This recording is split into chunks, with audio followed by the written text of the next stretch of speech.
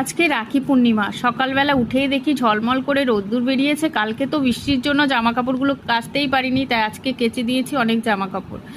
আর রাখি উৎসব একটু যদি রোদ্দুর হয় বেশ ভালোই লাগে। আজকে তো ভাই বোনেদের দিন না, সবারই দিন। এই একটা সুতো না, এই রাখির বন্ধনের এই সুতোটা বেঁধে সবাইকে একে অপরকে কত মধুর সম্পর্কটা তৈরি করা যায়, তাই না বন্ধুরা? আর এই যে আমার পাশে ছোট্ট বন্ধু, আমি একে বন্ধু বলেই ডাকি, আমার ছোট্ট বন্ধু, ওর দিদি রাখি উৎসবে কি গিফট করেছে আমাকে দেখাতে নিয়ে চলে এসেছে। দেখো, পরেই আবার বৃষ্টি হলো। চলো, বৃষ্টি হয়ে আবার একটু পরেই বন্ধ হয়ে গেছে। জামা কাপড় কিছুটা কেচেছিলাম, সেইগুলো মেলতে এলাম।